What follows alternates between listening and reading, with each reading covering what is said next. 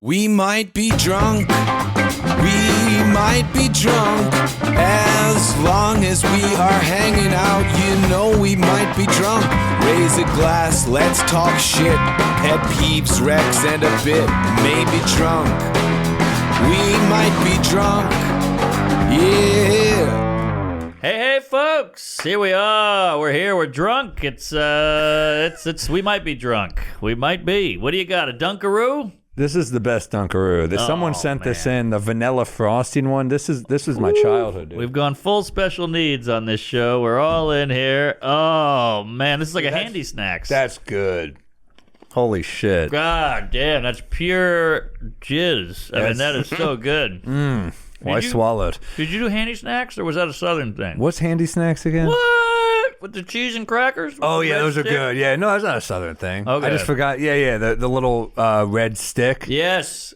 That was every mom's nightmare because they were in that bin right by the register. And I was like, come on, Mom. They're like 14 cents. He was like, all right, you're putting, horrible things in your body, but fuck it.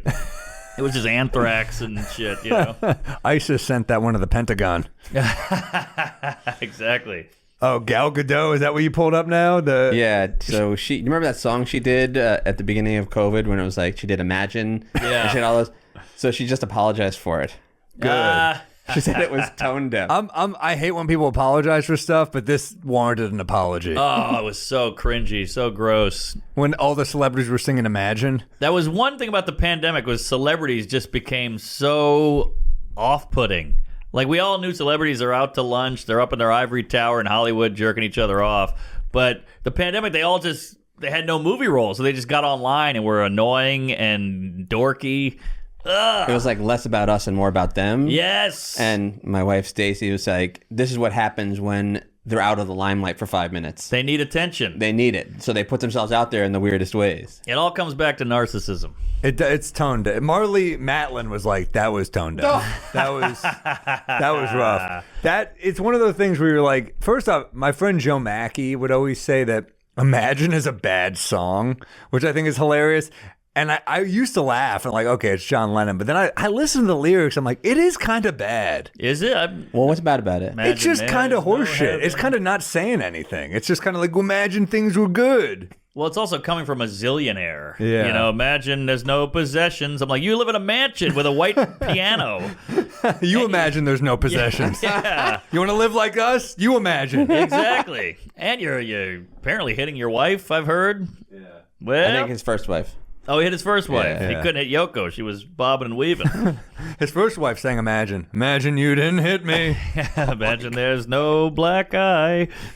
All right. Where's We're here. Dude, these Drunk-a-Roos, are you fucking kidding me? Get him away from me. Get him away from me. That's like cocaine. That is hilarious when people say, get him away, get him away.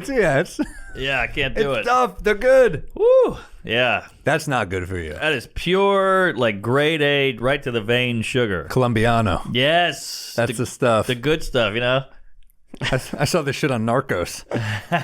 What does it like taste like your childhood? Is that what you're like? Take it. Sugar, all Take sugar. one. That is high octane horse shit right there. That is fucking delightful. I can't believe we give that to children. They're gonna be on the moon. It's just frosting. It's just frosting. It's frosting. Yeah, dude. So good. It's so good. Frosting fucking rules. Frosting's great. Paul F. Tompkins has a great joke. He's like, what's better, cake or pie? He's like, cake, because after you eat frosting, you feel shame. Well, dude, frosting. I remember, when I was like a kid, be at like college, we'd have like frosting in the fridge because we're fucking degenerates. And then you eat it just straight. You're high as shit. And then you look at the back of the serving size and you're like, get me a shotgun right now. Yes, exactly. Well, did I just consume 5,000 calories in like 4 spoons? I know. How the hell did I do this? I know. And then you're like, wait a minute, and a tooth falls out. I mean, that shit is evil. Evil. Damn, dude. That was a big trope in the 90s was like women would get sad and they would just eat a box of bonbons. Remember that? I think that went away. Before antidepressants? Yes, exactly. Sugar, that'll help. Right. You want to kill yourself? Have a Malamar. Yeah, stress eating was big. It's still big. It's 2 years of a pandemic. It's fucking big. Every Bridget Jones's Diary or Sex in the City, they had a breakup and they'd eat a Haagen-Dazs like out of the cart. And that was always a big cliche. I like Bridget Jones's Diary. Yeah, I like it I think too. it's good. Aren't there a few of them? I think it's like 2 or 3. Two. Yeah. I like old Sex in the City is killer. So good. It's That's so a great good. show. The new one. Have you seen the new one? Oh yeah. Woo! They'll be apologizing for that in a year. I mean, that show is a nightmare. There's jokes you apologize for, and then there's content you apologize for. Exactly. I'll apologize for I won't, but the offensive shit I'd rather get shit for than just horse shit, cringy, fluff that they're doing. I heard Chris Noth even cancel was like, "Thanks for killing me off early," because that was pretty rough. I know. I love how transparent they are with like how the got first the trans 10, part right. Oh my god, the first 10 seasons of this we didn't have one minority, and now it's like we're all pairing off with our new best friends, and each one happens to be a minority. I know. It's like, okay, Yeah, the kids are trans. The wife's a lesbian.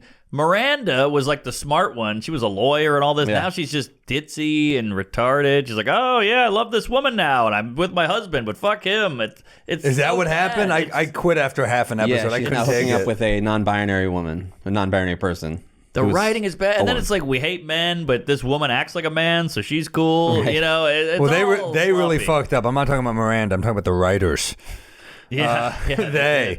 No, it's fucking dog shit what I saw. And I'm with you. I like Sex in the City. It was like a weird comfort watch for me on the road because it was so New York. Mm-hmm. So if it was on TBS or some shit and I was in a hotel room, I'm like, yeah, it's New. I'm in fucking, Florida. This is Yeah. like a comfort watch, It was so New York. It was all Soho, Tribeca. It was great. The Brownstones. Yeah. She lived, Sarah Jessica Parker, I don't want to give out her address, but she lives in the Village.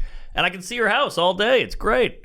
She's She's one of us. She's awesome, and I love Sarah Jessica Parker. She's Love so New Parker. York, but then also you don't bring back. I watched the beginning of Sex in the City, and the way they talk about Samantha is like the funniest shit I've ever seen.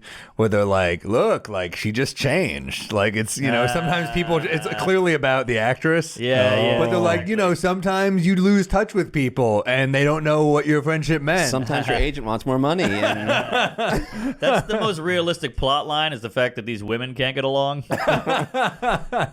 Mulaney had that great joke. He's like, there's Ocean's 11 with a bunch of dudes robbing bank. There could be no Ocean's 11 with women because 4 would pair off to talk shit about the other 6. So Or good, whatever and then it's but then been. they They did make it. They did, He and it made that bombed. joke before, and it Oh, he did? bombed. Yeah. But yeah, man, it is hilarious that they were like, "Well, we got to talk shit about her. I We'll know. do it." But also, she was the best character. She was hilarious. She was the comic relief by far. Yeah, you cut out the funny person. Cut out the slutty girl. She was great. Yeah. Now here's a big dude question. Who's the hottest ranking in your mind? Sex in the City. Yeah, like who's the prettiest or most sexy or whatever you want to say? I mean, Samantha was probably one just because she was the biggest slut Yeah. and she was the funniest. Yeah. That's I mean, hot. she was the wittiest. I thought. Yeah, for sure. How about you? I got a weird crush on I know you're gonna say Sarah Jessica Parker. SJP. I knew you'd say it. I love that crazy mug. I love her freewheeling, fun attitude. I love the crazy hair. I love her outfits. I think Yeah. she's so sexy. for me, it's big. Me personally, I'm an Aiden man. Yeah. No, it's who would have thought we'd talk about this shit on the podcast? Hey, we don't got tell me range. don't tell me we don't have levels on this podcast. We're talking about Sex in the City. Well, the show is good. If it's good, it's good. It is good, and it's like cheesy in a fun way. Yes. where like the writing's a little punny and cheesy at times, but I still kind of liked it. Loved it. It's a comfort watch, Yeah. but yeah, man, I don't know. Like, I gotta go. Here's the thing about Charlotte. Like on paper, very hot, Good looking lady. but she's not doing shit in the bedroom. She's a boring True, lay. I'm talking about the character, not the. I met her actually in a diner once when I was in like 7th grade, maybe 8th grade, and I remember I went up to Whoa. her. I was with my friends. We were in like our Was she in basketball. Sex in the City at the time? Yeah. Whoa. And I was in my basketball uniform. We were all coming from practice, and I saw her in a diner because we were just like getting like a soda. I was like getting like a Coke hot. or something. And she, I was a kid. I said to her, I don't think she was turned on. She's like, look at that 8th grader with one eyebrow. I know those basketball shorts can't hide a boner for shit. Well, I said to her, oh, I watch your show all the time. And she goes, no, you don't. You're too young. And then I go, yeah, then how come I know your husband can't get it up? And the whole diner laughed. It was like a big laugh line. Oh, that's a great moment. And she laughed really hard. I was like, I got to laugh out of her. That's great. Yeah. That's huge. Put you on the road to being a comic. Yeah, It's a right? fast track, baby. just about 20 years, and I was on my way. Yeah. But no, she, I don't know. No, Samantha was super cool, but you're right. The writing was a little over the top, but it worked. It worked. It worked. Samantha would be like, I tried anal last night, but when I go to the club, I always go in the back door. I could write that show in my sleep, but I liked it. But it was also Look how pretty. Come on. There was also nothing like that on air. No. That's why it's like you could say whatever about it, but it's like there was nothing like it. Yeah, I used to work at a restaurant in Baton Rouge, Louisiana, and I was the only guy waiter. It was a bunch of ladies, and they would talk about that show all day and all night, and it was fascinating to hear them talk about that show because they're like, they talk about sucking dick like we talk about it. It was fun to watch them love the show. And I was like, do you guys want to go on a date? They're like, ugh. But, You watched it to get laid. yeah, pretty much. This is really just for Sam, but she's in an episode of Columbo. And she's in Porky's. She's in Porky? She's the woman. She's the screamer. Gym teacher, yeah. Let's my see God. this, yeah. Ordinarily. Peter Falk. Just before What year? Probably 77. were you swimming on Columbo comes back. He's like, there's just one more thing that's bothering me. Will you suck my dick? God, how old was she? I guess, we forget that the 90s is only 20 years after the 70s. Ooh. Like the 2000s is 20 years ago now. Well, it was probably the 80s, no? No, 70s. There she is. 70s? Yeah. Yeah. The 90s were still close to the 70s. Like, I would watch reruns of fucking Gilligan's Island when I was a Yeah. kid. Well, so she's probably like early 20s here. I remember she's in the pool in this episode, too. Not that I... Not that you jerked off to it twice gosh, today. there she is. Hey. Damn. Man, she was just, her whole career is just like, yeah, I'm down. I'm DTF. But then I heard she had a divorce because she wouldn't fuck her husband enough. Like his complaint was like they didn't have enough sex, and she's like, I was playing a character. That's gotta be a bummer when you're like, oh, I saw you on that show. Like, you want to go have sex? She's like, no, I'm an actress. I don't just want to fuck everybody. Right. It is crazy. Like, I rewatched some of the old show just to get the taste out of my mouth of the new one, and it's pretty, quote unquote, problematic. Like, Is it? Oh yeah, but fun, in a fun way. They're like, I'm gonna fuck a black guy on this episode, and the rest of them are like, whoa, Jesus, slow down, sister. When you blew that hobo in the hallway, that was one thing, but a black guy, take it easy, And it was like that. But Black don't crack. Well, you should see my butthole. Oh, my God. there you go. I think Mark and I could write for the show. Here's your Emmy. Darren Star, are you listening? They had a lot of comics on too. I think what was it? Was Gaffigan, Todd Barry. Todd Barry was on. Yeah. Gavin was on. Yeah. Wow. He talked about it when he was on here. Must have been drinking. You were. Shit. But what about, I mean, there's so many comics on that show, but damn, I mean, it was a different, I mean, you watch Entourage episodes now, you watch certain shows and you're like, holy shit. I mean, Oh, yeah. times have changed. That's how shit works, though. That's how shit works. Yeah, exactly. And it's normal. It's okay. And I think we're still those people. We just have more information now. We have more different feedback. We have different voices speaking to us and going, that bothered me. And we go, oh, okay. Because we have social media. We have the internet. We have all this. So I think we're all still animals. We just know more. Yeah, well, that it make wasn't sense? Twitter when Sex and the City came out the first time. Exactly. Now it's like, what I'm saying. Sex and the City now, it's like, I didn't get to the comic. I heard the comic on the show is like, Wow. It's Oh, dude. It'll take you guys made it further than I literally made it like 20 minutes in the episode, and then I heard Big died having a heart attack, and I was like, fuck you. Yeah. He deserved, I mean, maybe the actor didn't deserve better, but the character did. Yes. Here. I mean, Peloton? Mm-hmm. I know. What an ad for Peloton. Then they have an ad about it. Well, their it's bullshit to stock's die. Their stock dropped 11% I know, after I know. he died on the Peloton. I thought it was a weird choice to have Kevin Spacey do the new commercial, but it's like, what are you doing? Yeah. I guess that you need. What is she like dating in the new episodes? Is that why they needed Not that? until, Exactly. Like, at the 10th episode, she just started dating.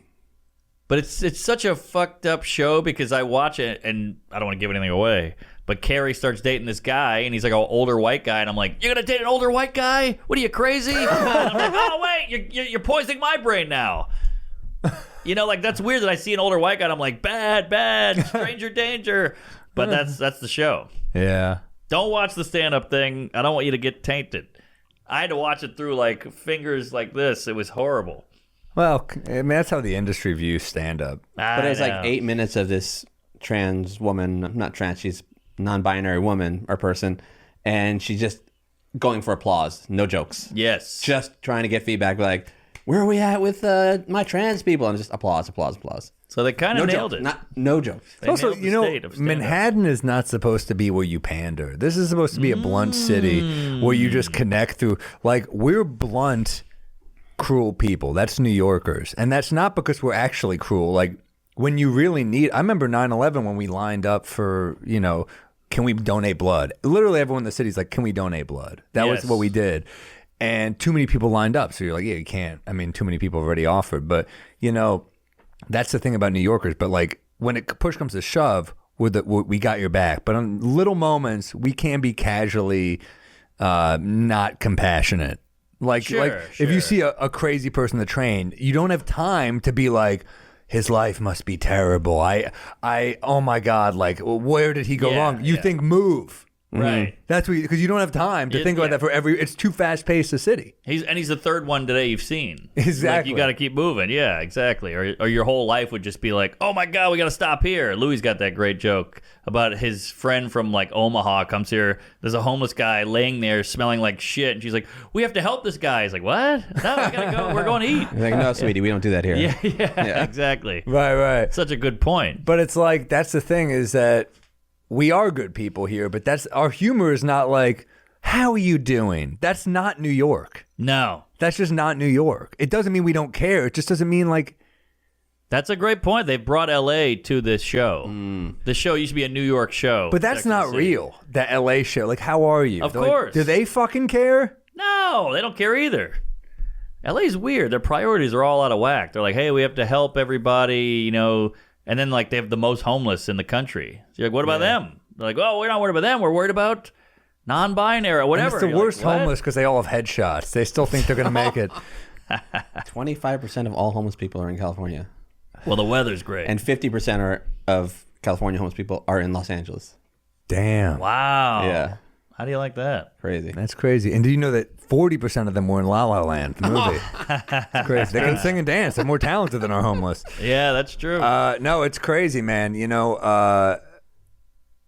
California's weird. Because I love California. Like, San Diego, San Francisco, I love it. LA's weird. LA's weird. Well, I feel like LA caught up with its own bullshit, because it was all about me, and you forgot about the little guy, and now the little guy is growing, and you don't know what to do. You're overwhelmed. Yeah. And a lot of people left. Peter Dinklage took growth hormone. That's what happened. But, yeah, I'm with you, man. That city really, it is a little up his own ass. Oh, yeah, a little. That's why I started catching on fire. They were like, I can't handle this shit. I can't. That's God trying to save it. Burn this shit God's down. like, get the fuck out of here. Yeah. How Fair long could you weather. exist there if you guys got a sitcom? How long could you? I could do it. I could do it like probably 2 months. Yeah, I could do a month or 2 months. 2 or 3 months. Is that short or long? That's short to me. I mean, because I feel Well, like I did sitcom 5 months during the pandemic, but that that's was the right. pandemic. Yeah, you were that was the locked in the house. beginning, and we kind of didn't know how. I mean, that was when we were still wiping down groceries. We didn't fucking know. Oh, we didn't know what was going on. Those are weird times. I mean, so like with my actual life, LA is hard for me for so many reasons. Like, it's hard to do the road out of because if you're going to the Midwest, there's the time change. If we're going to the East Coast, we work a lot in the East Coast, so the business is technically still out there, but also like we can kind of make our own business. Like, Yes. we do this podcast, it's going to get more YouTube views than probably if we do stand up on Fallon. You at got this that point, right? Like, and Fallon's like the big late night show, so you have to think like the way it's good to do everything, but you have to look at the way shit's going, right? So, Yeah, and everybody's like, well, we have the beach. I'm like, but you don't go. We have the beach here. We don't go. I mean, it's winter, but like we got beautiful beaches. The Rockaways are great. Long Beach is great, but nobody goes there. Taylor asked me, she's like, why don't you ever take me to the beach in New York? I was like, what, do we have to bury a body? What the hell? Exactly. The beach on the East Coast. We don't go, but it's beautiful. There's surfers out there doing shit all summer long. We don't go. So there's a really nice beach called Orchard Beach. It's in the Bronx, and it's mostly trans people. Really? Gay people, yeah. Well, that'll go. Go to that. Interesting. We should go. We should go. I would love that. I've never been to Brighton Beach. I'm a New Yorker. I just kind of don't venture out that much. I'm kind of boring. It's the same as Coney Island, just less people. Well, it's Russian Jews over there, right? That's I great. kind of want to go there just for the food. I'm down with that. I love it. We should do an episode there. Road trip. Brighton Beach? Yeah. Get some Russian food, some borscht. I fucking love Russian food, dude. I'll get the beamer out. We'll do a road trip. Really? You film it, yeah. All right, let's do it. Let's do it, Matt. You get you in. We'll strap you to the hood. We're trying to get through a tunnel. It just keeps hitting. Well, that's the thing about New York is like there's so much variety and different shit and geography that we just don't touch. We have our little hub. We go, I go to 14th to Houston. That's it. Yeah, we have a little hamster trails we go to and then back, and that's it. That's it. It's yeah. tough. I mean, we kind of get very comfortable in New York. And it's also like, dude, especially in the winter, it's tough. I When it's 10 know. degrees out, it's like, what do you... Here's what I do. I do my comedy. I have some soup. Like, what the fuck else? I'm boring as shit. I'm falling asleep over here. You read, you listen to Yeah. classical, some jazz. Oh, speaking of read, I took you up on a rec because you talked about Bernie Brillstein's book. Pretty good book, right? It's great. It's an easy I read, listened to too. the audiobook. Oh. Because his voice is hilarious. Is that right? Here's why I read it, by the way. Our buddy give me Simon Rex, who's in Red Rocket, which you should all go see. I gotta watch it. I got a copy. Simon Rex texts me. You know, he likes the podcast a lot, and he goes, you know, I loved the Brillstein book you wrecked, and I said I didn't wreck it. And he goes, Mark did, I guess. Then I was like, oh, I should listen to it then. He goes, listen to the audiobook because it's like his voice is amazing. Yeah. So I'm listening to it, and I'm like, it's so, you know how an audiobook is good when you can just sit there and listen and not do anything else. Yeah, so true. So many good insider entertainment audiobooks. I mean, he's a classic. Is that guy. him? This is him Whoa. at Jim Henson's memorial. Whoa. I don't know what this is. I pulled it up Oh, randomly. yeah. He repped Jim Henson. Oh, really? Do you want to hear What? this? Yeah. You read the book. You know that. I guess I skipped that pitch. Oh, he's riffing. Hold on. Oh, I knew that. Told me never to follow the bird. He's killing it at a funeral.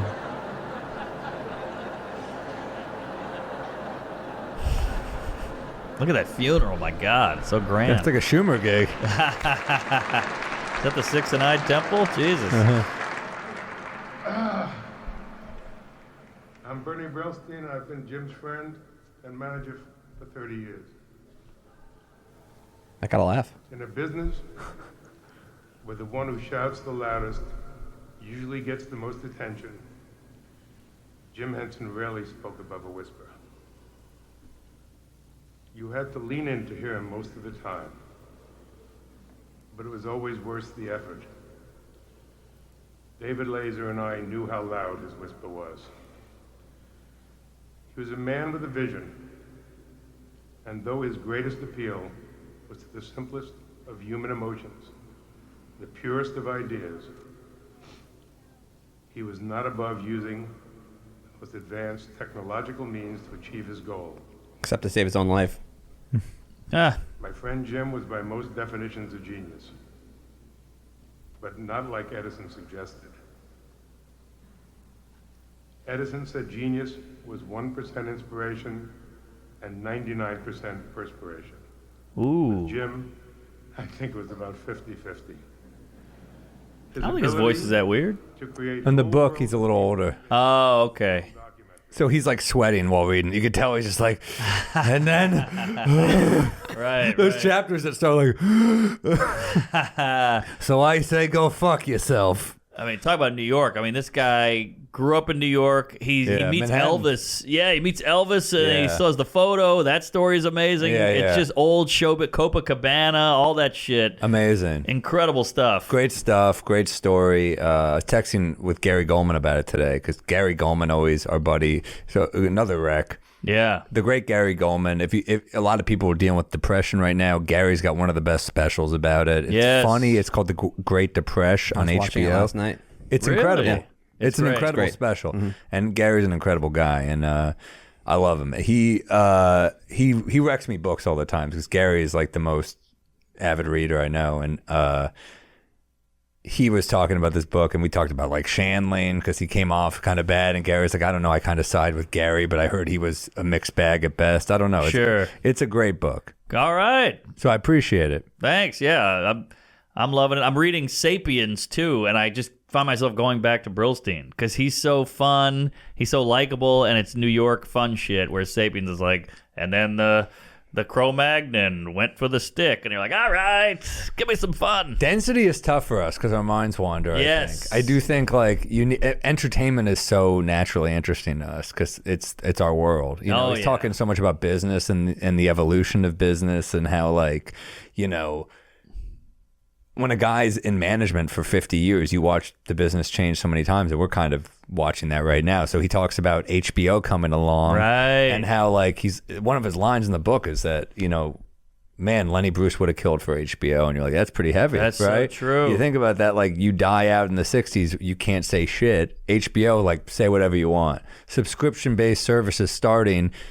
Even then, you could kind of see that advertised-based television was kind of going away. It's kind of wrong. Yeah. I had an interesting thought today, which was so much of a joke is timing, and so much of a comic's career is timing. So true. I've had so many agents be like, if you were born in the 80s, you'd be huge. Yeah. And I'm like, oh, yeah, maybe you're right. But you got to cope with whatever time you're in. I mean, but also you can make the most of whatever time you're in. You can still figure it. I mean, we're in a weird time because Mark and I are kind of old school comics. You know, like we're not a lot of comics our age have done a lot of late night sets like us. We're kind of cut from that old school cloth, but that's not the world we live in anymore. That's it. So you have to adapt. But like, look, we have adapted. Yeah. We're TikToking, we're YouTubing, we're Instagramming, we're trying, we're podcasting, we're doing what we got to do. Well, what did you mean when you said things are changing? Because I don't think that's what you meant. Well, kind of what he talked about. I mean, the subscription-based model is king now. I mean, it's like cable is king for a while. I mean, you had a show on cable, you were huge, right? Huge. And now look at cable. I mean, cable's a joke. Now it's like you want to be on Netflix or Hulu or Amazon or HBO or some shit like that. You don't want to be on like, you know, TBS or Comedy Central, right? But in your careers, in your just the 15 years you've been doing it, comedy has changed. The way stand-up comics tell jokes has changed. It's not, your guys are joke guys. Both of you are joke guys. There are complete story guys. There are people who are like just talking about their lives in like a depressing way. Not Gulman. I'm talking about Gatsby. Yeah. Where it's like, there's not a lot of jokes here. I mean, you can tell jokes, but she's telling the story of her pain. It's like, that's not comedy. Right. As you know it. Well, yeah, the doors have been opened also to a lot of new stuff. Yeah. But I'm thinking he's saying you got a Comedy Central special back in the day and you were set. We both have those. We both have multiple Tonight shows. Doesn't even move the needle. So it's changing the way of like you have to make your own path now. So when Fallon or someone comes to you now, do you drop everything like you used to?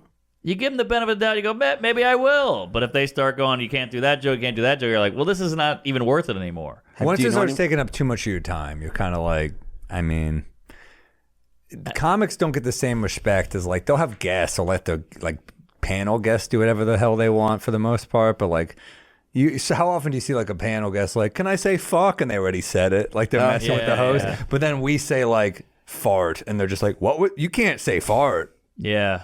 People, you know, that's offensive to our advertisers, you know. Like, we're still the bottom feeders over there. So it's kind of like, we've been disrespected our whole career. So you do kind of, there's a party that's kind of like, I don't really need this. But if they don't make it too hard on you, then it's still fun to do. Yeah, I mean, look, you're right. We get disrespected. We're the bottom feeders. We're nobodies of show business. But I'll take that and be myself. I'd rather be myself than play the game and be more famous. You know, I think comics have a gift and a curse where we get to be honest and keep it real and say some truths in society and call out shit. And then the penalty is you don't get to be Jim Carrey, which I'm fine with. Does that make sense? Sure. I mean, I don't think like... I think it's an even trade and I'll take it. Yeah. Yeah. I mean, it's kind of nice to kind of control your own destiny a little bit, which I think guys coming up back in the day, like Mark can attest to this. You know, when we started, I remember recording sets on VHS tapes. Oh yeah, you comic sent a tape strip. in. You send a tape in. Like now you send a fucking link. Yeah. When I started out, it was like, let me go to the post office. Let me go to a store where I can make a copy of a tape. Yeah. I'd have to go to a store to make a copy of a VHS. So it's Right. like the game has changed so much. I mean, I remember in college getting a gig because I like handed someone a DVD of myself. It's just so different. I know. YouTube has changed so much. True. I'm such an old cunt that like I'll have my friend who does video stuff, and I'm like, can you edit this, put captions on it, and he'll put a graphic in of like I'll say some joke about Harry Potter, and there's a picture of Harry Potter, and I'm like, whoa, how'd you do that? Holy shit, that was incredible, the Harry Potter thing. Good for you. And I'll put it on Instagram, and I'll get like 8 likes. I'm like, what? I got a Harry Potter meme in there. What are you kidding? So yeah, I'm out to lunch. I'm old. Yeah. But we're trying to cling on. Star Trek. But yeah, working on it. We're trying. We're hustling. trying. That's why it annoys me when people are like, I can't get can I take you out for coffee and get some tips? I'm like, you're way off. You should be grinding already. Don't worry about what I'm doing. Go figure it out. Yeah, pick the brain is a weird thing. I hate the Can I pick your brain? It doesn't even sound good. No, It sounds painful. Can I pick your brain? I'm like, Yeah. it doesn't sound pleasant. Pick my nose. Get back to work. Go write something. Get out of here. You're not going to get any tidbits from me. I'll just take you out to lunch. I'll waste my day and go, you got to write a bunch. You got to bomb. You got to hit the road. You got to get on stage. That's it. It's scary. They just want comfort. I get that. I get it. I do. You do want. I try to respond if people are like, but how many can you respond to? Yeah. Because the problem isn't just respond to one. It's like once you get on the phone, it's hard to get back off and try to write again. Yes. So it's not just like it's like it'll take 30 seconds to respond. You're like right, but then that 30 seconds disrupts a flow. It's Exactly. tough. So you can set time aside, but it's not easy. But so also- I try, but they just want the reassurance. They just want the be like, reassurance. You'll be okay. I get it. I don't know if you'll be okay. It's very Yes. tough. I can't tell you anything. But when people send you like, I had a guy ask me to like go through his notebooks or something. I was like, I don't have time to do that shit. Like That's that's homework. Well, it's just a lot of work. I'm like, if I'm gonna do that, that's like a job. Yeah. You know?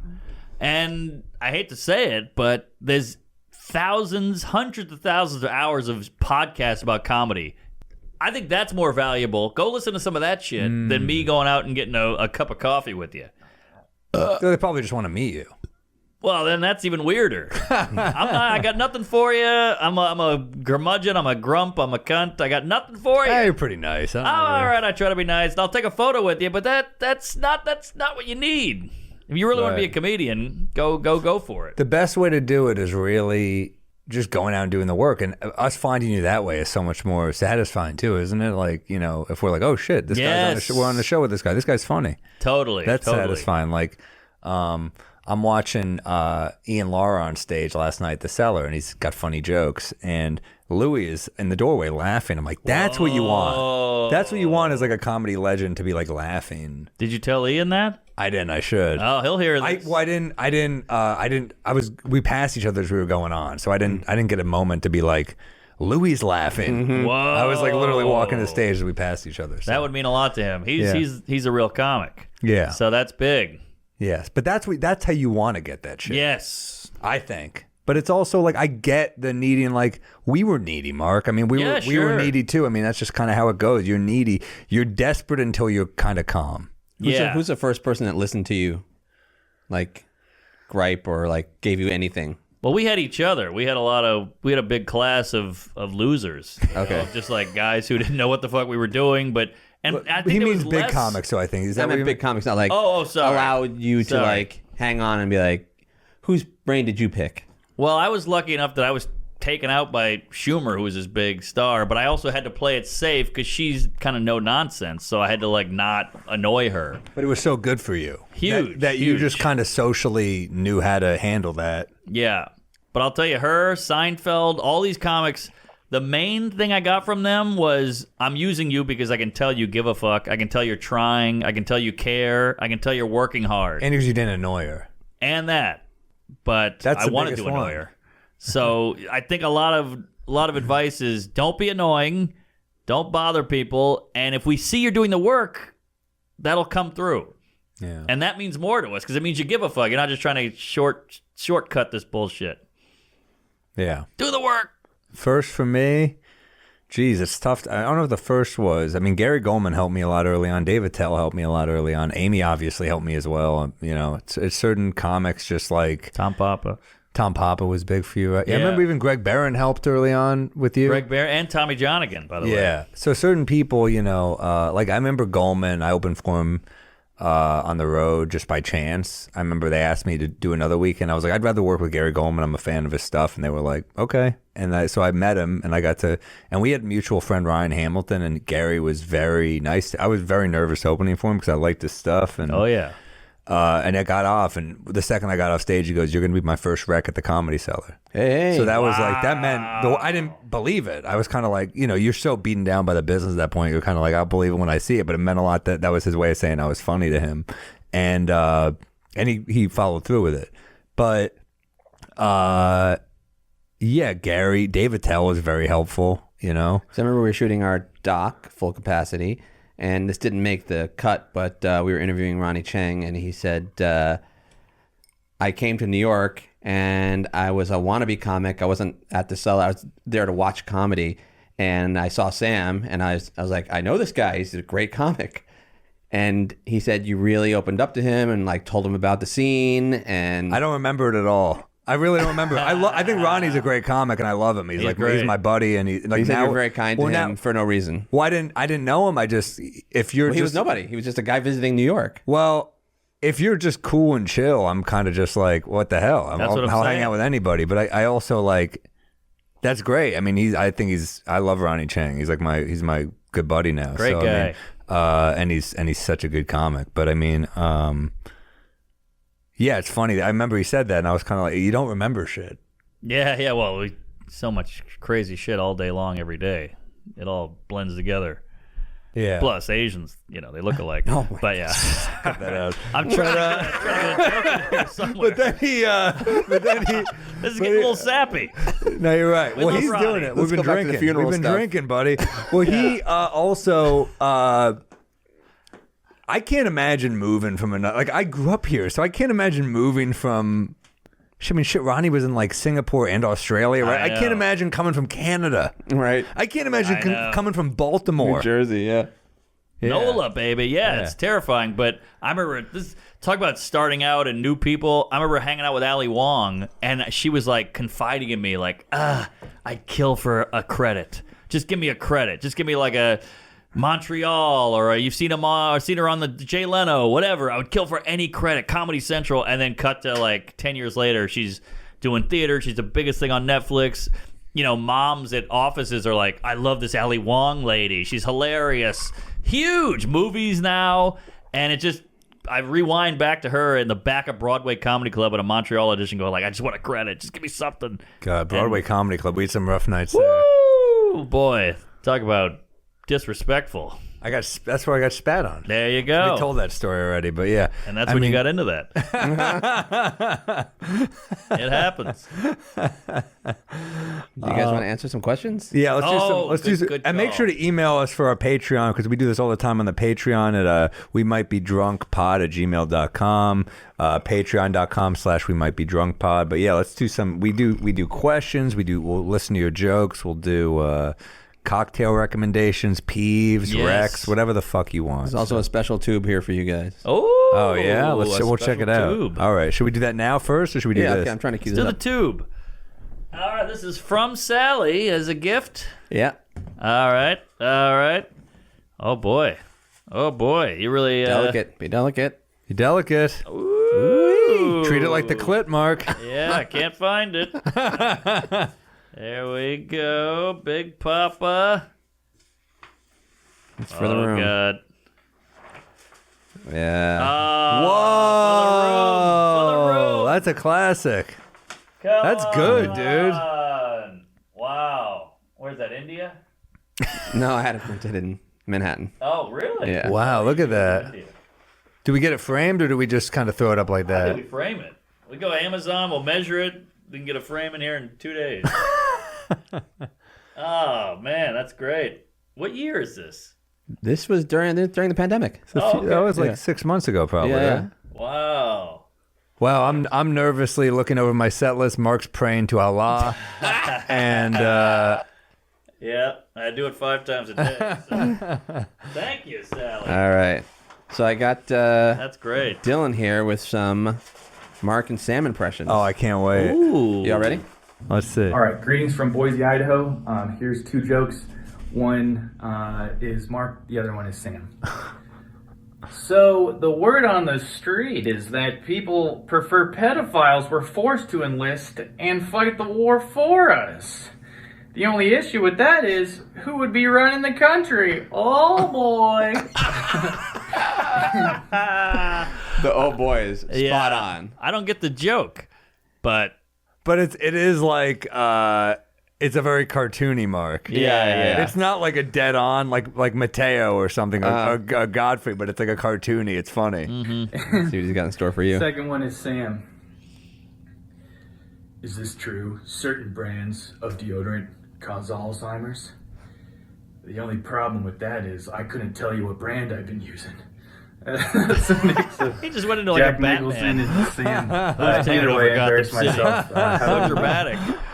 But it's funny how people perceive us. It is funny. It's like we don't know ourselves in some ways. No. Because like people, like I was talking to Taylor about this earlier. Is like she said, like we see so many pictures of ourselves that we don't even know how we look. That's true. Because she was talking about how like we get photographed looking really good, like done up for a special. We get photographed like at some show we wore sweatpants to. Like we see each other from every bad and good angle that Yeah. it's hard to have a real perception of ourselves, you know? I agree. I read some study that said if you saw yourself on the street, you wouldn't recognize. It would take like a double take. Be like, oh, is that me? Oh, shit.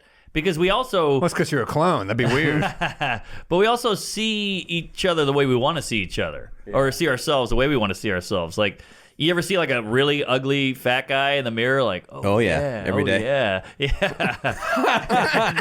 And you're like, why is this guy impressed? He's hideous. But he sees what he wants to see. And we kind of do that with our brains a little bit. Well, Mark, I've been drinking all day, and you're looking better and better. Bro. Hey, thank you. This motherfucker looks like Paul Rudd over here. Look at him. I'll take it. All right, Paul Mudd. So we have one more here. Ball This is Mud. Jimbo Slice. Do you Nice drink anything name. inspired by a movie, TV show? And here's his. What up, y'all? Wanted to see what drinks you recommend based off of film or television. I saw Donald Glover have a French connection in Atlanta. And, so now on occasion I will drink a Hennessy and Grand Marnier. Let me know what you guys are drinking based off of a movie. Well, I don't know if I've ever done that. It was funny. Esty, the booker, the comedy seller, that was her drink, the French Connection. What is that? I've never heard of that. It's like, it's kind of hot, isn't it? Look up the ingredients. It's a hot drink? I think you just said it. Grand Marnier and something? Yeah. Oh, or is that something else?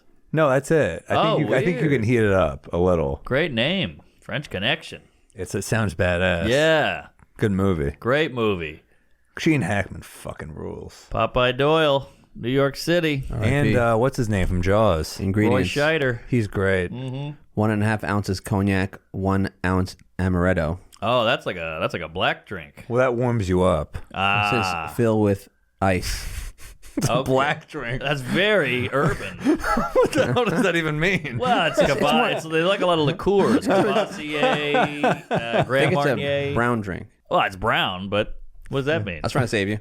I'm not wrong here. They like a lot of Hennessy is a cognac, Yeah, yes? Hennessy is another- No, I know, Cognac. I'm fucking with you. So I like, okay, if something inspired by a show, I mean, look, we've all been guilty of wanting a White Russian because of Lebowski. Ah, good point. That's a good one right there. point. I'm thinking, okay, Don Draper loves an old fashioned. I'm more of a Manhattan guy, but I definitely see him drinking that. I'm like, I can go for certain shows make you want to drink. Certain authors make you want to drink. Like, Yes. it's very like as dingy as Bukowski or Hemingway's life could be. Their writing they do stylized drunk life. So that makes you want to kind of drink. You watch Mad Men, they bring in like a tray of like pre-made Bloody Marys Yes. in those pitcher. in the pitcher. It looks cool as shit. It looks great with the fucking celery stalk hanging out the top. Oh, it looks so good. Nothing looks better on TV than a Bloody Mary. I got another one. I mean, you watch Sideways. Who doesn't want to get wine drunk? Ooh, good point. Good So point. this is, I think, a very good. It took me a second to get it. Now I'm like, oh, I see what he's saying. Yeah, totally. I've never had a martini, but when I watched the show MASH. Never Never had a martini. Elliot's It's just rules. alcohol, right? It's nothing in it. It's just alcohol. booze and olive juice, basically. Yeah, so it's just like a shot, that's right? a dirty martini. Yeah. But if you have a dry martini, it's vermouth. You know? Okay. That's true. But when I watch MASH and when they put olives in that martini, Yeah, just like, Elliot Gould I really makes want that one of little. those. Yeah. Oh, yeah. The movie, not the TV show. The movie. Yeah. Well, you know, it's a martini will get you fucked up, and they're good. That's the problem. They're so good. But it's just straight booze, It's basically. just liquor. It's Yeah. like just taking shots. And it's in a fancy glass, so you don't feel as bad. But you're just a drunk. You're right. It really, that's really what it is. It's just dressed up problem. This is a problem, but it's in a, it's like a hot lady who's a, a stripper in a steal your gown. Money. Yeah, there you go. That's a good noir. Stripper in a gown. Okay, we got one from Sadie Mae here. Oh, I love Sadie. Yo, She's that artist. not a question, but Tarantino movies ranked Ooh. most favorite to least favorite, at least top 7. I know there's a lot of This is I'm very down. controversial. I'm down. But my top 2 are True Romance and Kill Bill. Well, I don't consider True Romance a Tarantino movie He because wrote he it. wrote it, he didn't direct it. Okay, I see where she's coming from. But though. that's fair. I mean, I'm not let's going do top 3 because we can't do all 8 of them, whatever he's done. All right, number 1, take too Jackie long. Brown. Number 2, Pulp Fiction. Number 3, Reservoir Dogs. ballsy. But I starting with Jackie Brown. love Kill Bill. I love Tarantino. I'm a big. Me you know what? too. I fucking love Once Upon a Time in Hollywood. I a loved lot. it too. It's tough, but that's my gut right there. Is like Go with the gut. Jackie Brown's phenomenal. Yeah, that one hits you. It hits me hard because it's no movie of Tarantino's has more heart. Ooh. It's like I love all of his work. I think he's an incredible filmmaker, but there's something about that movie that like it's desperate. Pam Grier's a desperate character. Yes. Robert Forster is kind of a desperate character. It's his classic thing where he casts people that kind of like, I won't say down on their luck, but they kind of deserve more. Pam Grier, Robert Forster, and it's kind of like iconic roles for both of them. Yeah, Samuel L., Chris Tucker. Samuel the L. characters is are so funny. great. So funny. So funny. De Niro in a weird role. Is a weird De Niro. Supposed to be Stallone. Is that right? He turned it down. He Turned turned it down down? 2 Tarantino movies. Why? He turned down Death Proof too, because he just like, I got girls. I don't want to be a guy who's like picking up women and murdering them. Okay. Ah, But It's a character though, so I don't know why he turned down Jackie Brown. interesting. How do you turn down Tarantino? Some Maybe- people think he's a hack, by the way. I know. I think they all respect him. I think it's just like I'm not right. I think it's more like probably their insecurities. Like I don't think I can do this well. Well, yeah, I don't want to bring up bad blood, but Favreau shits on Tarantino a little bit in Swingers. What does he do? Remember that? He's like, he just bites everything from Scorsese. And you're like, this is back when Tarantino was so new, and you're like, dude, you don't know what he's going to be. Well, But I think he that went was. for it. I think that was a joke because they ripped off Reservoir Dogs in that movie. Yeah, no, that was the scene That where was- they all are I walking. remember, but I don't know. It felt real. And then they ripped off. They also No, ripped off. I think that was kind of. Scorsese. Was that a zing? No, Yeah, I think they no. were making fun of themselves. Making fun of themselves. All right. He shits on him, and then they all walk like in Reservoir. So they're ripping off Reservoir Tarantino. Dogs. I and get then they it. rip off Scorsese when Yeah. they do the walking into the bar scene. Right, or the kitchen. Yeah. The Yeah. Sorry. So I think that was playful. I don't think Okay. that was- but also Okay. Tarantino is like, it's tough. I love all this stuff, but that's what my gut says. That's a good list. But Once Upon a Time, if we're talking rewatch factor, it's so fun. So fun. The fight with Bruce Lee, Brad Pitt is great. The Western scenes with Leo, or when he has that meltdown with the drinking too much. incredible. It's incredible. So much in that movie. But my gut says Jackie Brown hits me where it's like, It's man, better than Pulp Fiction. I didn't say No, better. I no. said top for us. I You thought gotta that was go a you. question. You got to go Oh, okay. personal. I love Kill Bill. I think Kill Bill's incredible. What Kill I Bill's didn't, not I didn't on say it for I didn't me. say Jackie Brown is a better film than Pulp Fiction. I thought this was our personal. It's I don't your consider personal. Natural Born Killers a Tarantino movie either. He just did I the don't story. either. He didn't even do the script. Oh, I thought he did the script. What I think he did the script. did he? Yeah, and I think he produced it or something. What so okay, what do you guys got? I'm going Pulp, Yeah. then Hollywood, then Reservoir. That's good. Yeah, I'm similar. Pulp Fiction, Reservoir Dogs, and then Hollywood. Really? Maybe Jackie Brown, maybe 3. I don't know. But that's Jackie Brown's a great incredible. movie. Yeah. It's the soundtrack. Rewatchability. I think I've watched that one the most. the Maybe Pulp Delphonics. Fiction. Oh my God, that So good. and it's like it's also like the most romantic. 10th Street. Yeah, yeah. That so little good. like where they it's romantic because it's like Casablanca where they don't end up together. Yes. That's what I love about it. It's like they kind of you could tell they both liked each other too much to end up together. And Pam Grier so hot. So hot, So sexy. but they liked each other so much that they're like, let's leave it here. That's fucking romantic. Yeah, Let's baby. not ruin this. We just pulled off a heist. What are we gonna go on vacation together and then pick at each other in Spain? Right. Good point. They good just pulled point. off the heist of the century. Then they're just hanging out in Maine, like, oh, you chew kind of loud. Yeah, good point. Wait a minute. Oh my lord. Yeah, we That's can't. a lot of bosom. Jesus H Christ. What are you doing, Sally? We're trying to do a show here. So You're throwing what me are off. honorable? What are I mean? So you don't put none of you put Django or Inglorious and near the top 3. No, too far fetched for me. I agree. I like those. No, I like those. I would go Inglourious and Django. That's probably my next 2. So Jackie Brown is nowhere near the top 3. I love Jackie Brown, but shit, you're right. I don't like the way Django ends. It's too shootouty at the end. What about Are we missing anything? But I do love Inglorious. I love Brad Pitt. I love Christoph Waltz. I mean, come good. on. He's amazing. Just him alone in that movie puts it in my top 5. And I love that he does Inglorious as the most hateable character and then does Django as the most likable character. Yes. It's kind of a fun spin. But what about We saw that in the theater together. We did. That was fun as hell. That was super fun. How about I've never seen The Hateful Eight. I got to watch that. Oh, it's pretty good. Yeah. I like it. It's long. It's drawn out, but Yeah. it's good. It's all dialogue at the end, which is his specialty. Sam Jackson fucking rules. Oh, yeah. That guy's just the best. I mean, you could argue Tarantino thrust him into the celebrity limelight because he was in a couple movies, Seen but some Spike Lee flicks. yeah, but this really put him up on the top tier. Well, he did that for everybody though. I mean, he revitalized careers too. I mean, like Travolta. apparently Michael Madsen turned down Travolta's role in Pulp Fiction. Woo! Big mistake, but I'm glad he did because Travolta killed it. Travolta killed it. You don't give your lady a foot massage? I don't be tickling her nothing. Do you ever By hear the heart. clip of Michael Madsen on Jim and Sam? They played it for me once when I was on air. And Michael Madsen's like talking to Sam Roberts, and he's like, "What? You never hit your woman?" And he's like, "What?" And he's like, "You never slap her around ever?" And he's like, "Of course not." He goes, "Yeah, okay." Like he doesn't believe it. And you're just like, "What?" He's that guy, I think. He chewed me out on Jim and Sam or Opie. Michael and Jim. Madsen? Yeah. What'd he say to There's you? a clip somewhere, but I made a joke and he's like, "You want me to slap you in the mouth?" And I was like, What? No, thank you. How have you not told this story? I don't know. It was so early in the morning. I was hungover and I was trying to be funny. And he was like, "Who is this guy? I'm gonna slap him in the mouth." He said something like that, and I believed him. Like he has that look where you're like, he will hit me. I wonder if he's not a good guy. Nah, I think he's all right. I think He's a just great old actor. School. I think he just lives on Old school, fucking hitting women. That's old school. I'm not saying it's good. My wife is the most beautiful woman. He's like, "What? You don't have slaves?" I'm old school. In my life. Here it is. There's all these actresses nowadays who think. I don't they're know so what got point it right. is. Yeah. It could be. This is it. Great Someone voice. clipped it. You know, I look Oh, at her great. And I go, wow. But I was blown away. I was like happy to be there. They don't even know what beauty is. I mean, you can't touch that. Can't wait for Mark to try and make a joke. Yeah, she's A little boring, I remember. She's a lovely lady. I just saw her. You guys have been together a while too. 20 years, a little over 20 years. Yeah. You have to ask her. I know it's around there. How'd you meet her? Oh, well. Oh, no. She was in a gay bar.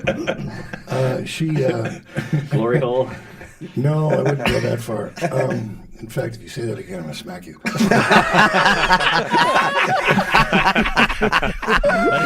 I mean, you can't see it, but in the room, he meant it. Yeah. Like I can see it. It was awkward. He was like, "I'm gonna slap you." How am I telling that story? And it takes Mark this long to tell that Michael Madsen story. You know how many guys have talked about slapping me in the mouth? It's so common. I've lost track. In fact, they call his mouth the glory hole.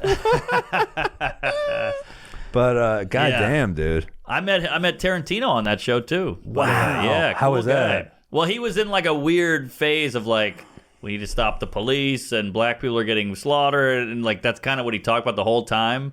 So I would be like, "What about Jackie Brown?" He was like, "Yeah. Speaking of Brown, these brown people." I was like, "No, come on." What about Inglourious Bastards? Let me tell you about bastards. Yeah, all cops are bastards. Yeah. So it was. I didn't get a lot of movie stuff out of him, but I tried. But I got a photo with him.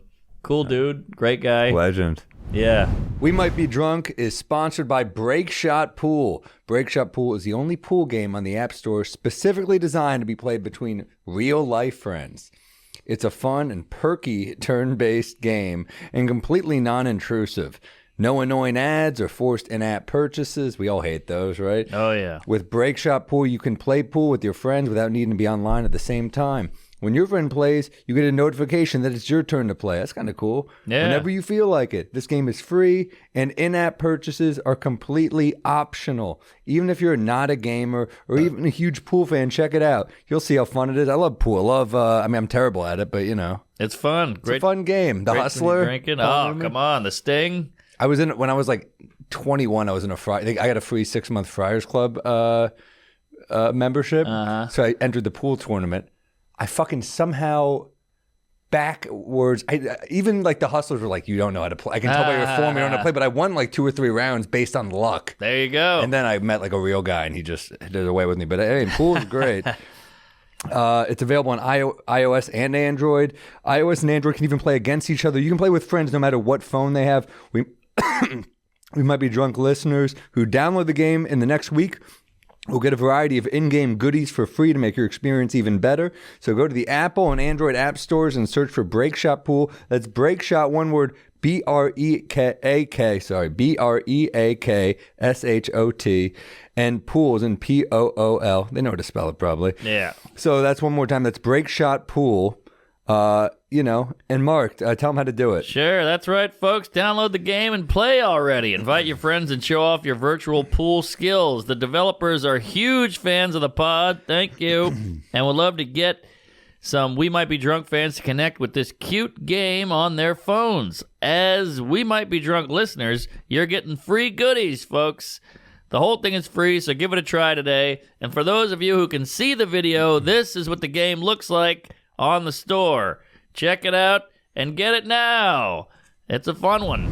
Okay, we got another question for you. What up? Oh, great. Oh, it's a peeve from Jason. Peeve. Slow refills. I ordered a Mountain Dew and it comes with free refills. When my cup is empty, that means I want a refill. Keep them coming. I completely agree, JJ. We have this with coffee at a diner. You're like, hello, I'm an addict. Keep it coming. What are you doing? It's an empty cup here. Maybe the waitress is doing you a favor. She's like, how many Mountain Dews do you need? I mean, this is a fucking, how many are you going to have? That's a lot. That's a good point, yeah. You don't want Coffee makes sense. Coffee, you're like, I need the caffeine. I guess Mountain Dew's got caffeine, but coffee's better for you than Mountain Dew. I remember doing a road gig with Joe List in like 2011, and he was pounding Mountain Dews, and I'm not going to lie, I judged him a little bit. I don't blame you. I was like, Mountain Dew? That's white Who are you? Nectar. Yeah, that is bad news. Mountain Dew, it's just sugar and horse shit. Yeah, that's bad. It does taste good. It's great. And it's great with a cocktail, by the way. I mean, you think that's white trash. You ever see someone drink a Surge? Woo! It's been a minute. Holy shit. Surge people look at Mountain Dew people like, all right, mister. It's true. I saw that once. I left the trailer. I had to get out of there. There's a nexus between this question and the last one, and it's Steve Buscemi in Reservoir Dogs. When he says, this waitress, I'm not giving her a tip because I've been there a half hour, and she only refilled my cup 6 times. Oh, that's right. Yeah. That's 6 right. times? Anyway. Yeah, what a psycho. And then, you got a tip. And then they go in that. That's such a great scene. The dialogue, the Madonna stuff. Mm-hmm. That was great. Yeah, Tarantino does fucking rule. He rules. I mean, he just saw so many movies that he just has this. Great.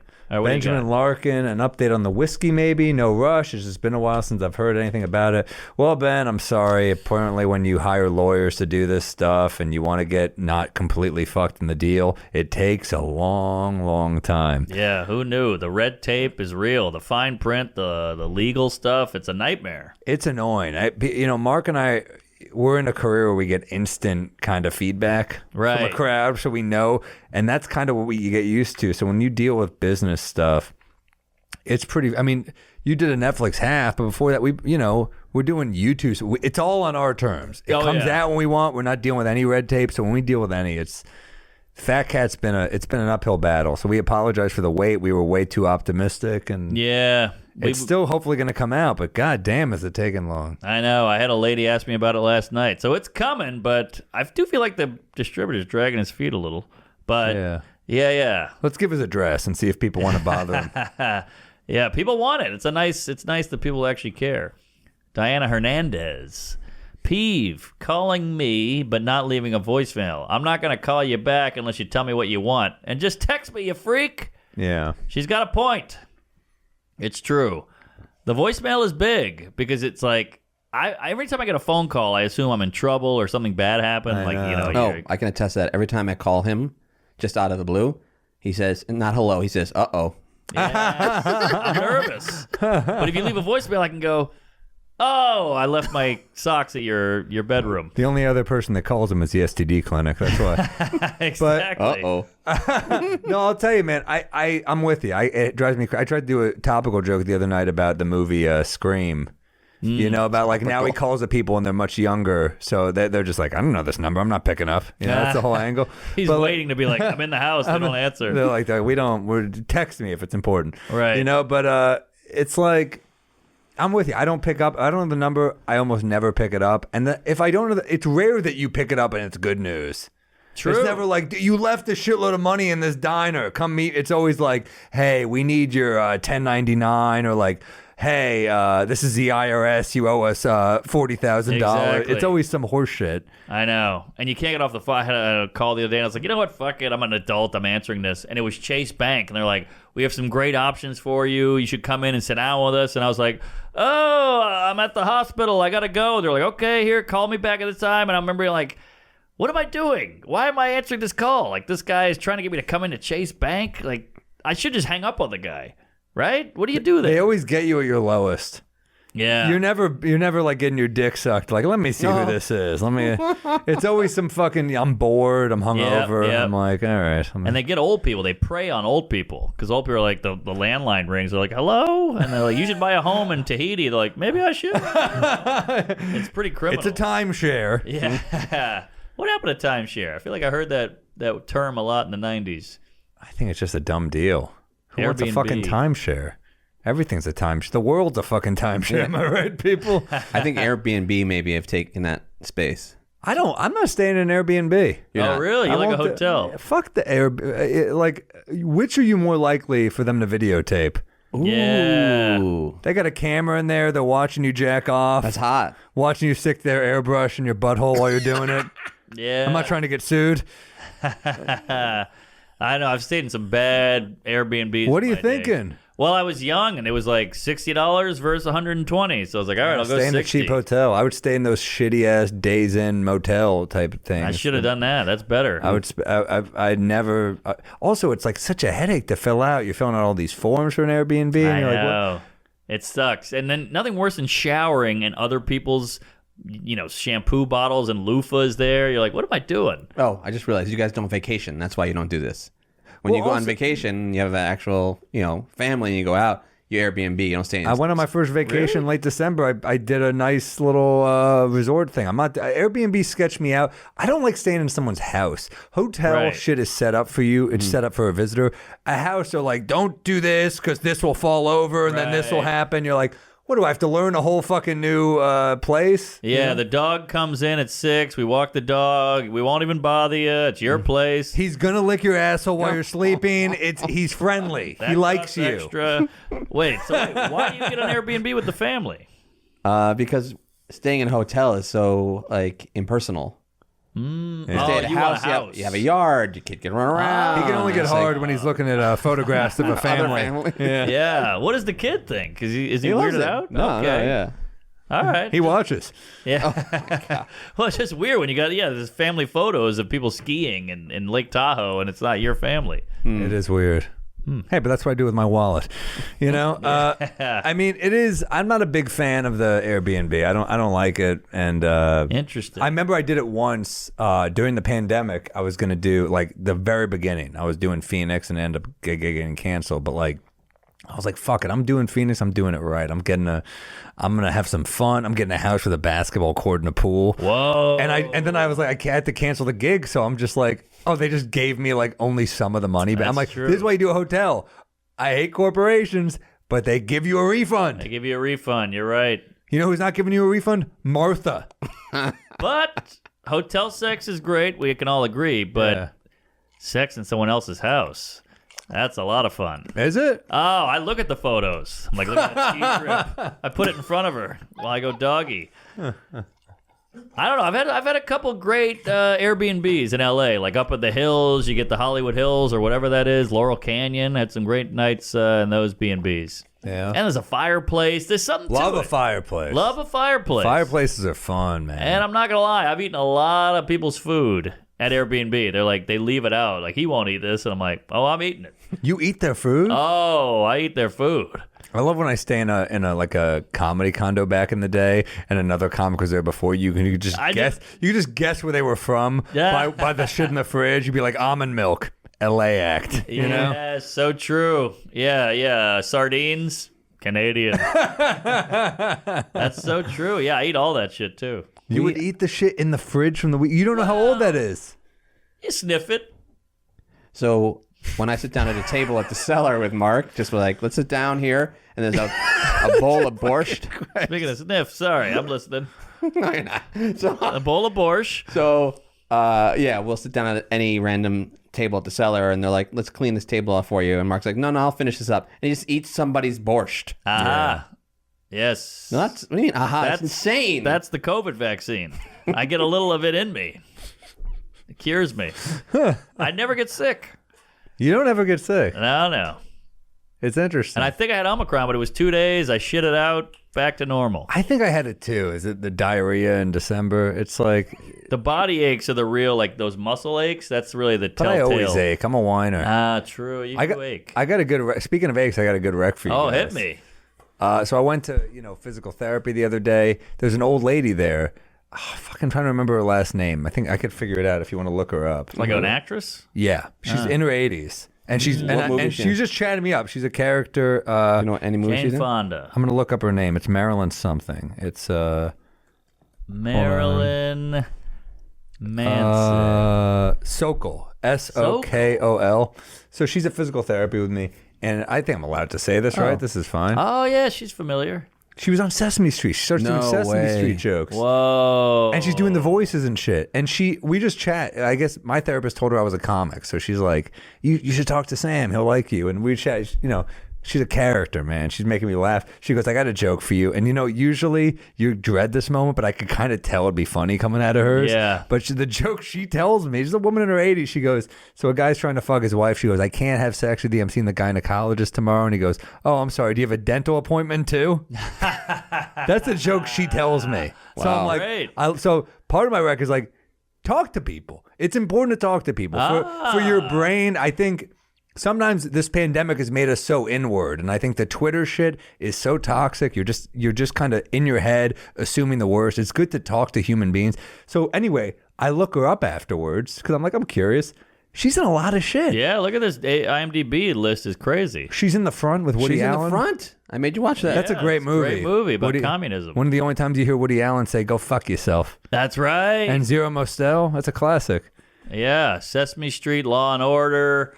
Barney Miller. Sex in the City. There it is. Yeah, she's been around. Good character. Pretty actress. cool. Yeah, she was very, very nice and cool. So That's a good rec. I agree. People are kind of like movies. Like, give them a shot. You can turn it off in 10 minutes, or you can get the fuck out of there with a person. But sometimes you meet crazy, fun, interesting people, and they give you a tidbit you would have never known. Yeah, that's important. I'm going to rec. I see we've done 2 Sesame Street references. I watched the Sesame Street doc. I think you've wrecked this before. I could be wrong. Shit, you might be right. Matt Peters, has he wrecked it before or no? Okay, maybe you just wrecked it to me in person. Maybe, yeah. Okay. Very interesting. Very cool. Talk about the industry. A bunch of senators in Alabama tried to shut it down because it had a lot of black people on the show. Very interesting doc. I love the beginning. You might have. Is it a Jim Henson doc or a Sesame Street doc? Sesame Street. Oh, I think you wrecked a Jim Henson doc. Maybe. That might have been it. Yeah, I like Henson. He's Was great. this it, Mark? Street Gang? How we got to Sesame Street? That's it. Yeah, really cool. And just starting from scratch. It was like a show, and they did all these tests with kids, and the kids were just like, puppets, more puppets. So they're like, all right, fuck the show. We're just going all puppets. Wow. And they did all these focus groups. Just like Jeff Dunham.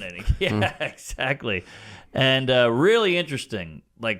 Starting from scratch, didn't know what the hell they were doing, and figured it out, and then became the biggest show on the planet. Wow. Cool doc.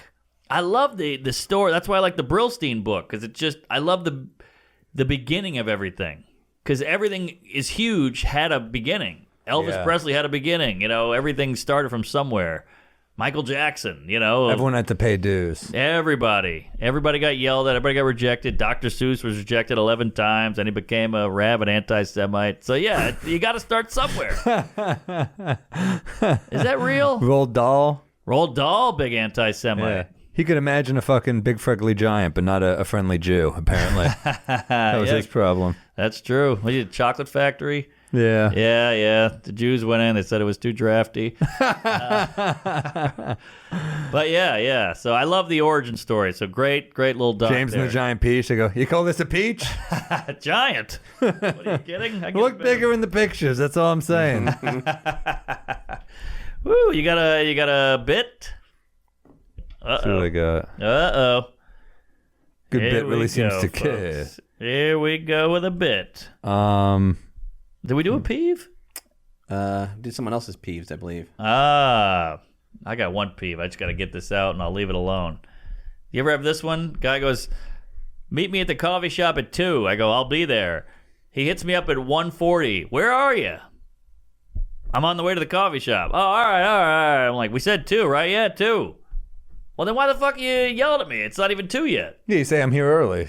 Yeah. So if you happen to be in the neighborhood, come see me now. But yeah, the expectation that you just be there early. Exactly. 20 minutes early? I was like... You're an early guy, too. I try to get there early, but... You're very punctual. I'm very punctual. I pride my dad was terrifying if I was late, so I'd beat it into me. It's even worse to your sister. But yeah, so I got the where are you? I'm like, I got 20 minutes. Yeah. It's weird. Yeah, it bugs me a little bit. Yeah, that was I'm also always, like, these days, in the winter, I'm always a little later just because you feel like you got to grab more. It takes a little longer to get ready. The summer, you just throw on shorts and you run out. But, you know, it's 10 degrees the other night. You're throwing on, you're like, I'm going to layer up. Yeah, and I have a subconscious thing where when it's cold out, it takes me a little longer to get out there because you're kind of nervous. You're dreading it a little. You're dreading it. It's like jumping into a cold pool. You're just kind of Exactly. The hot tub, you're right in. Jump right in. Yeah. You ruin their vacation. Me and a married couple. Yeah. Fuck your Airbnb. We got in the middle of them. I think I got a bit. I got a couple bit. I don't know have I ever done this one on the show, Matt Peters. Let me know if I done this one. I saw a bumper sticker. It said, "I got an abortion. I'm proud," and I was like, "Proud? Have I done this one?" Well, I was just like, "You're proud?" Like, I feel shame when I jack off. Are you proud of an abortion? Like, I'm for a woman's right to choose. It's just a weird thing to be like proud of. Right. So I'm thinking of other angles where it's like, well, the government has never tried to stop you from masturbating. I'm like, well, that's not true. There was one time I was 5 hours at the DMV.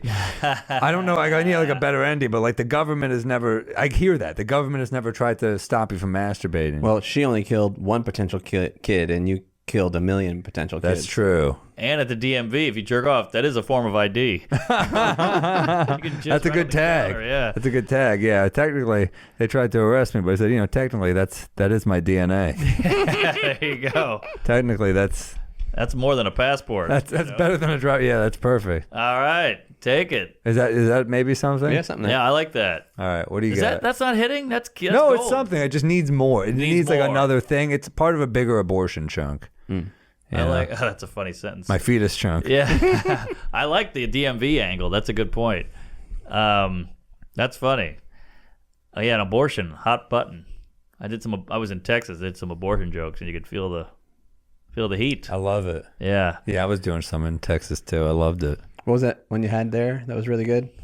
Oh, the freedom. Yeah, across the border. I said to a guy, I said, "What's your favorite part about Texas?" I said, "Freedom." I said, "Yeah, the freedom to drive to Oklahoma to get an abortion." Ooh, that's what I said. Got a pretty good laugh. Cuts but deep. then, yeah, that was fun. What do you got, Mark? This bit's a little long-winded. I think this here, it hits once and it bombs once and it hits once and it bombs once. So maybe you guys can help me out.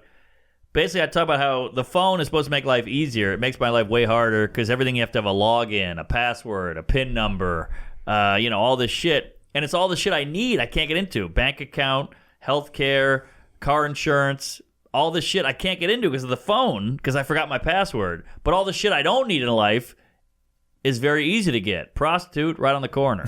You never go up to a prostitute like, hey, you want to get in the car? She's like, you got an account with us?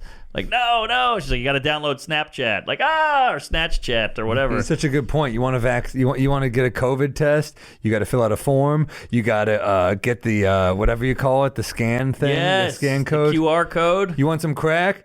Right here. That's the joke. I go up to a Coke dealer and I'm like, hey, can I get He's like, you got an account? I'm like, no, but I use you all the time. He's like, what's your mom's maiden name? I'm like, I just want to bump. He's like, how many of these are fire extinguishers? I'm like, But it needs more. It's. I can see when I'm doing it, the crowd is like, okay, but it's not really there yet. Yeah. Something about like meth, like you're missing your teeth. And you're like, this is my ID. You know me. Oh, yeah. The guy with no teeth. Facial recognition. Yeah, facial recognition. I don't understand the conceit of the joke. I understand your examples. I don't understand what the heart is. The heart of it is bad stuff is easy to get. Shit I need, like healthcare and all that, you have to fill out forms and have an ID and have a PIN number and a login and like... Dunkaroos are right there for you when you need them. Junk food, Haagen-Dazs, fast food, very easy to get. It is harder to be healthy is really what it comes down to. And responsible. Like, I had a car insurance issue recently, and they were like, what's your number? And I was like, oh, hold on, let me get the app. And by the way, you have car insurance, but you don't have health insurance? Well, you care more about your car than yourself. Well, the car, they arrest you if you don't have it. Health insurance, they don't. I wouldn't have car insurance if it wasn't a legal thing. Mark's going to be the richest guy to get into a car crash and have a GoFundMe. For my body. The car will be covered. I don't have collision. But my point is, it's easy to get bad shit. Mm-hmm. Shit you need and you're supposed to have, and legal shit is very hard to do. That's my point. It's a funny premise. Yeah. So the point is, you go up to a Coke head or Coke dealer, and here's a 20, boom, you're golden. But car insurance are like, what's your account? What's your VIN number? All that shit. I'm out. They don't want to give you a second to second guess the bad decision. Ooh, okay. Right. Because then you won't get it. Yeah, no one's filling out a form for Coke, right? Like, no one's filling out, like, you're getting a prostitute. That's like, you could change your mind in a second. Mm-hmm. Yeah. You don't want to rethink the bad thing, I think. I think that's a good point. With other stuff, with car insurance, you're like, well, I could get hurt. Right. They want you to overthink that. And they make it a law. Yeah. You have to have it. Huh. Okay. I'll keep noodling. The joke's like 80%. I just need to tweak and retool. Tweak, dude. Yeah. So it's getting there. I will say a lot of the drunks at home have been giving me some tags. Pretty solid. Oh, yeah? Can you think of one? Can you think of a good one? Nah. But I get a ton, and I'm like, some of you are like, this is horrific. Don't ever call me again. Some you're like, that's not bad. Yeah, the comments are great on your YouTube page. We have very creative, very funny stuff. Listeners. It's funny. Sean Padden, I saw him last night. He goes, man, the fans of your show are so creative. And I was like, they really are. It's like it's inspiring to us, man. I mean, look at the picture behind you. That was drawn by a fan or painted by a fan. Incredible. We're very lucky. We appreciate you guys very much. Well, we love the arts. We love Broadway, music. We love jazz. We love movies. So we love it, man. We love you guys. And booze. Plug some dates, dude. Woo! Oh, and listen to the Patreon, patreon.com/WeMightBeDrunkPod. Email us at WeMightBeDrunkPod@gmail.com. We love you. Hear, hear. I'm all over the place. MarkNormanComedy.com. Check it out. Check out the stand-ups on Netflix. The half hour's doing well. Tag me and tag Netflix just so they know that there's a buzz. Columbus, Ohio. I'm doing a theater in Raleigh, a theater in Cleveland. All kinds of fun stuff. La Jolla, Tampa, Omaha, Kansas City, Sacramento. A lot of fun stuff cooking. Chicago this summer, Providence this summer. A lot of good stuff. Check it out. Out to lunch. Hit them. Huntsville, Alabama, Hartford, Connecticut, La Jolla, Sacramento. What else do I have? Orlando, West Palm, Columbus, Salt Lake City. And the big one, May 7th. Oh, yeah, May 7th. Beacon. It's selling. It'll be sold out soon, so keep buying Whoa, look at that. That's Nashville, Tennessee, Albany, all that bullshit. Toronto, Samuel.com/shows. Get on it. Who does your website? Because I might have to get him to do mine. Really? It's someone. It's my agent. Caitlin does it. Really? Yeah. Oh shit! I gotta get my agent on that. Oh, I'm at the Danny Improv too. We got all the same dates. Oh yeah, Danny. Yeah, that's right. Yeah, I'm at West Palm We're Beach. circling each other. Yeah, I'm all over Florida. So, Miami. I'm doing Miami again. So, yeah, tell a friend, spread the word, get on the Patreon, keep drinking, send us whatever you got. We'll take it. Thanks to the Beer Juice, Sally, Peters. Peters, we love you. Gotham Studios, you're the truth. We love being here. Hell yeah. Yeah, keep listening, guys. We appreciate you. Thanks for the Teddy Grams, and shout out to Antoine's Cookies for the fucking, the killer stuff. I'm hooked. These candles, some hangover candles. Oh, we yeah. love you. Thank you you. know we love you because you guys aren't paying us, but you're sending us your shit, and we love it, so we're plugging it. Hell yeah. All right. Keep it real. Bye. Comedy.